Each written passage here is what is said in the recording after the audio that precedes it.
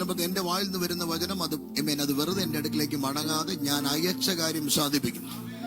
വചനം അയക്കപ്പെടുന്നതിന് ഒരു ഉദ്ദേശമുണ്ട്. വചനം അയക്കപ്പെടുമ്പോൾ അത്ഭുതം സംഭവിക്കും. വചനം പറഞ്ഞ് ഞാൻ വചനം അയച്ചു വിടുവിക്കും. വചനം അയക്കുമ്പോൾ അത് അത്ഭുതമായി, ജയമായി, ദൈവപ്രവൃത്തിയായി തീരും. കാര്യം നമ്മൾ വന്നത് വെറുതെ അല്ല, നമ്മൾ വന്നത് അത്ഭുതങ്ങളെ ചെയ്യുവാൻ കഴിവുള്ള അത്ഭുത മന്ത്രിയുടെ അടുത്താണ്. ഈ ലോകത്ത് വേറെ ഒരു മന്ത്രിക്കും ഇങ്ങനെ ഒരു തസ്തികയില്ല, അത്ഭുത മന്ത്രി എന്ന്. ശരിയല്ലേ? വിദ്യാഭ്യാസ മന്ത്രിയുണ്ട്, ഗതാഗത വകുപ്പ് മന്ത്രിയുണ്ട്, ആഭ്യന്തരം വരെ ഉണ്ട്, പക്ഷെ അത്ഭുത മന്ത്രി ഇല്ല. ദൈവാത്മാവ് അവരോട് പറയുന്നു, നിന്റെ മിസ്റ്റേക്കിനെ മിറക്കിളാക്കാൻ ശക്തിയുള്ളവൻ. മിസ്റ്റേക്കുകൾ, അബദ്ധങ്ങളെ അത്ഭുതമാക്കാൻ. അബദ്ധങ്ങൾ അത്ഭുതമാകാൻ പോവുകയാണ്. അബദ്ധങ്ങൾ അത്ഭുതമാകും.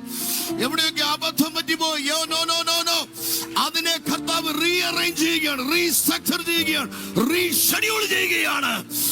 അബദ്ധങ്ങളെ അത്ഭുതമാക്കുന്ന പരിശുദ്ധാത്മാവിന്റെ